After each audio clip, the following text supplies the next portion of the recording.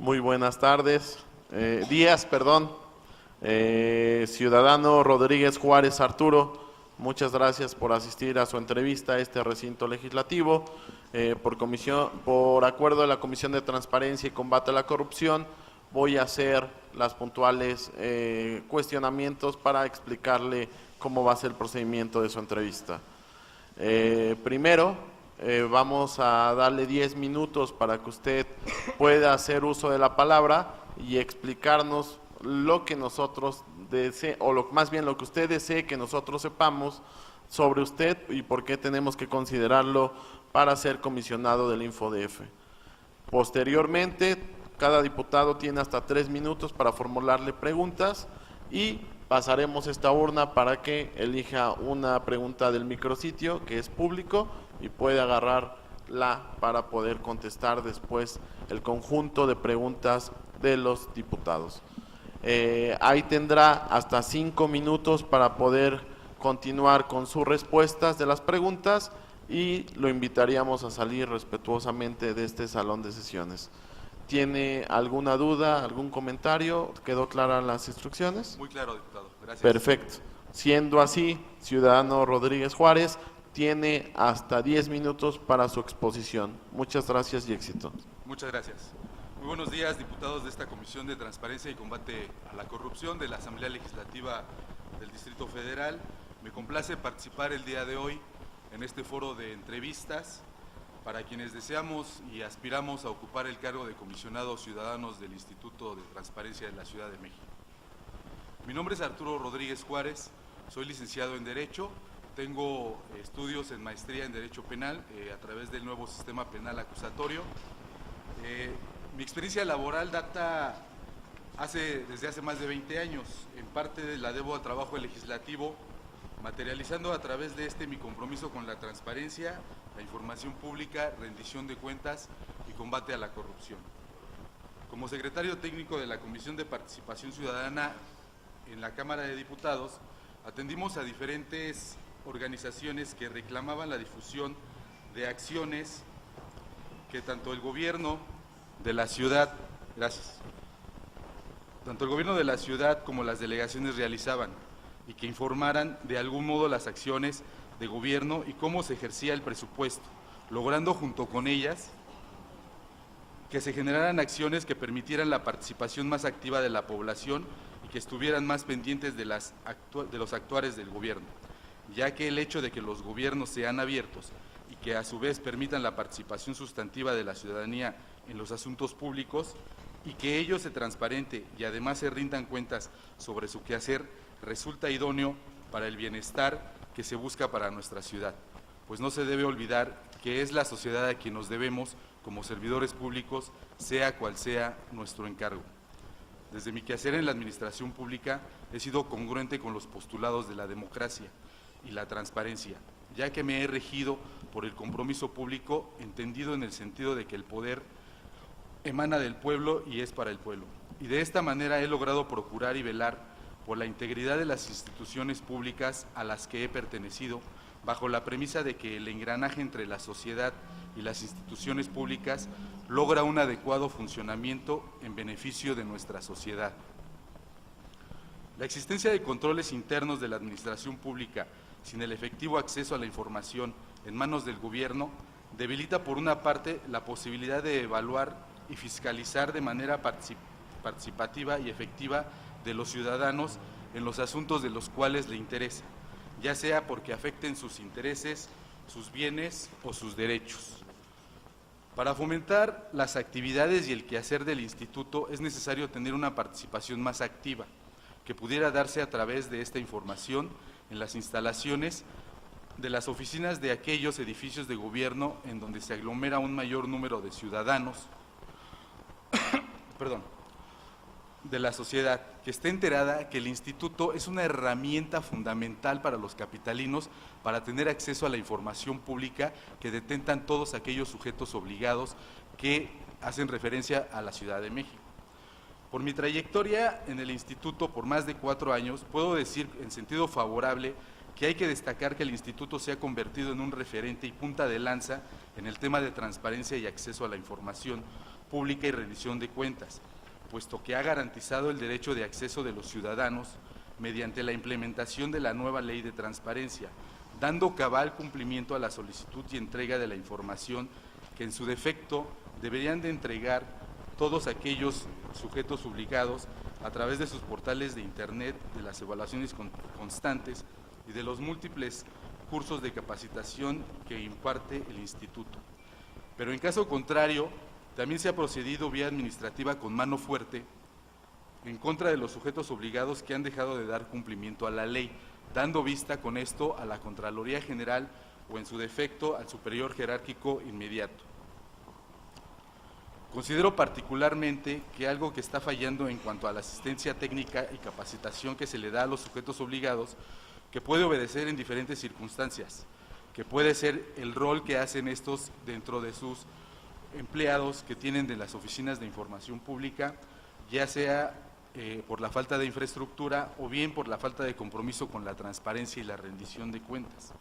Pues si bien es cierto, desde el estudio de diversos recursos de revisión que ante el IFO se han ventilado, se puede advertir que en muchas ocasiones el sujeto obligado detenta la información tal y como se solicitó desde un inicio por el particular y no hizo la entrega de la misma por diversas razones que tienen que ver, entre otras cosas, por el desconocimiento de que se posee la misma, ante la negativa o en su defecto la opacidad de su personal para hacer entrega de esta.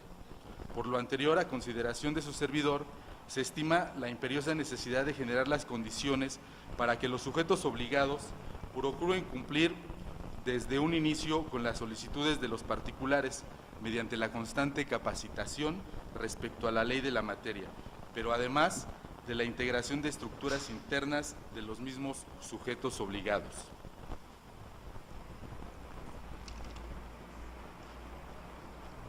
¿Por qué me postulo para este cargo? Me gustaría llegar a ser comisionado ciudadano por varias razones.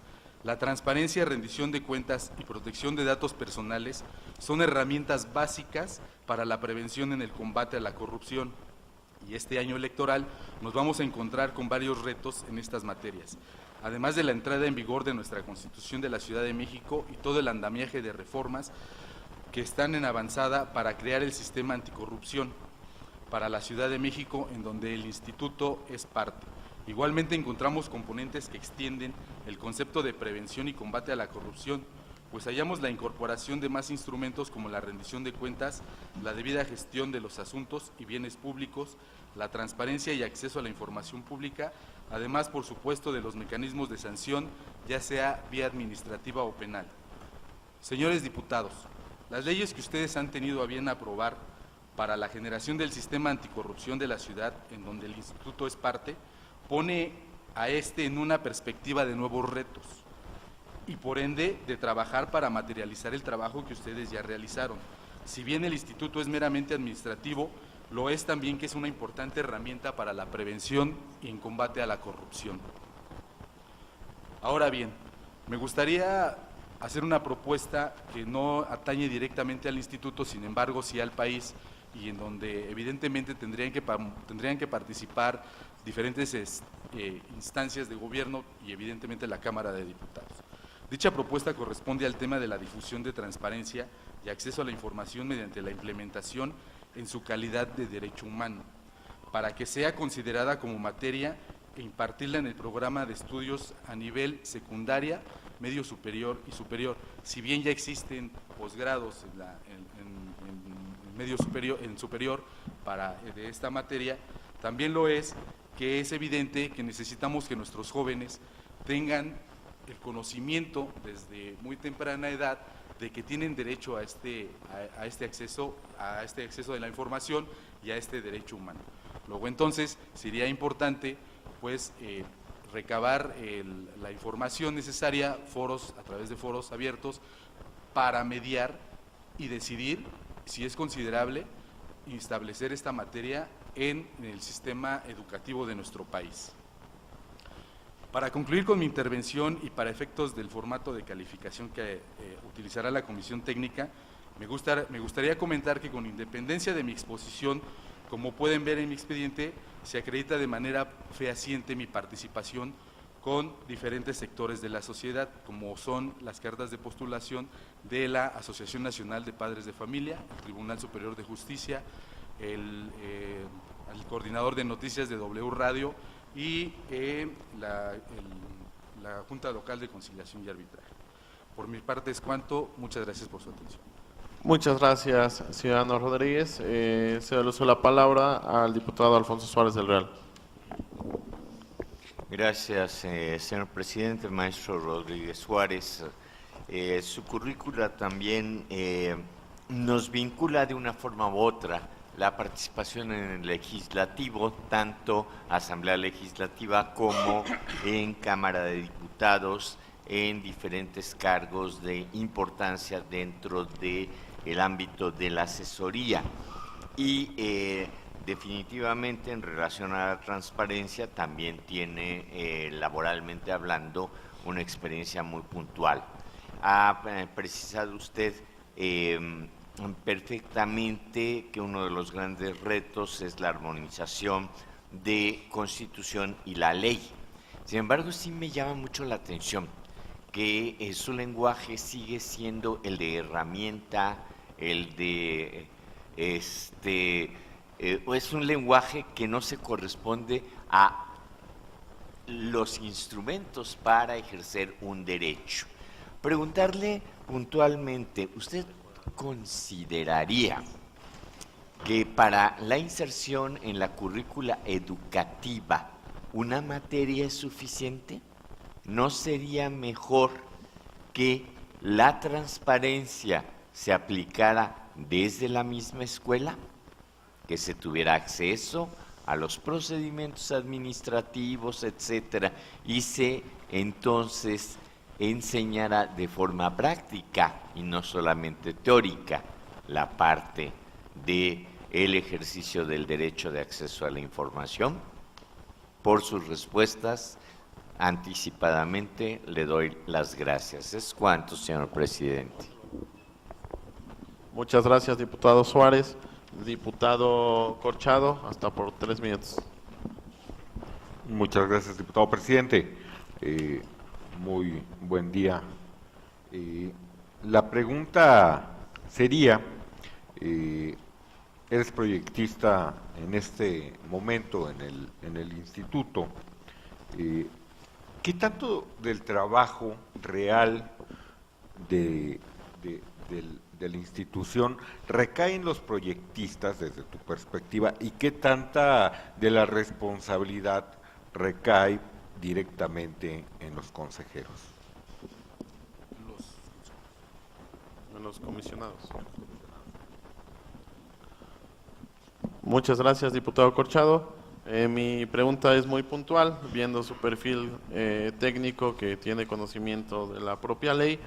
Dígame algunos de los supuestos bajo los cuales se podrá clasificar la información reservada de conformidad con la actual ley. Gracias. Diputada Lurlo. Le podemos acercar la urna al ciudadano.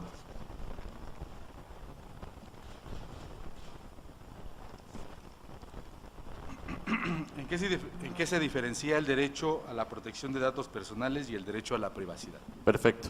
A partir de ese momento tiene hasta 5 minutos para resolver las cuestiones. Muchas gracias. Muchas gracias. Bien, diputado Suárez del Real, gracias por su pregunta. Pudiera extenderme demasiado en este tema porque pues, es una propuesta que traemos a colación y que nos llama mucho la atención. El tema, pues, de insertarla dentro de la parte teórica, dentro de las instituciones, pues, bueno, trae a colación el asunto de que, pues, primeramente tendríamos que implementar el conocimiento a través de su impartición. O sea, sí, pues, evidentemente tendríamos que también llevarlo a la práctica. Digo, la escuela nos da la pauta para llevar a cabo las dos situaciones, en la parte teórica y en la parte práctica. Evidentemente, bueno, pues, en el plan de estudios que ya se elaboraría, pues tendríamos que establecer los mecanismos de cómo podríamos hacer que los jóvenes pudieran iniciar en el acceso a la información. Digo, el manejar el sistema de Infomex o la plataforma es de manera muy sencilla. Pudiéramos estar implementando situaciones de, a ver, bueno, vamos a meter un recurso de una solicitud de información pública, etcétera, ¿no? Para ver cómo funciona, si estás de acuerdo o no con la información, incluso a través de sus temas de interés como jóvenes. O sea, porque esta sería una manera muy atractiva de hacerles saber de qué manera pueden acceder a este derecho humano. En el tema del trabajo que recae en los proyectistas del instituto, ¿sí me escucho? ¿Sí?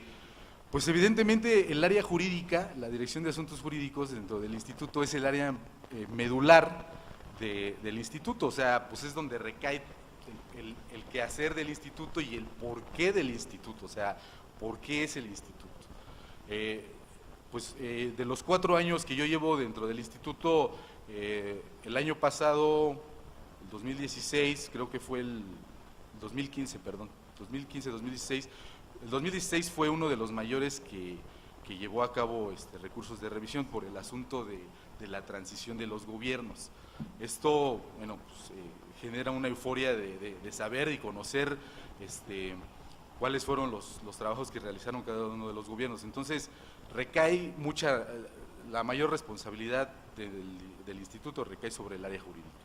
Evidentemente, el quehacer de los comisionados pues es establecer sus criterios o los criterios ya establecidos de la ley y los antecedentes que existen, pues para determinar si el recurso a su parecer estuvo bien o no, bien diseñado o no.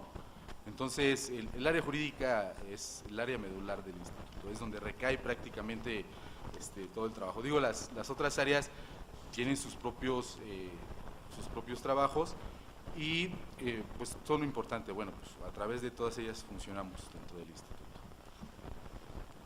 En el supuesto de... perdón, diputado, la pregunta que me hizo...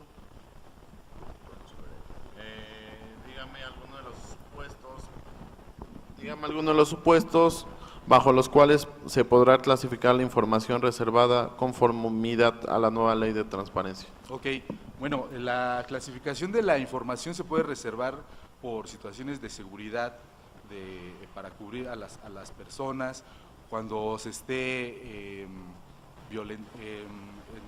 términos de Estado, que se pueda generar alguna situación de inseguridad. Bueno, son los supuestos por los cuales se puede reservar la información. Correcto.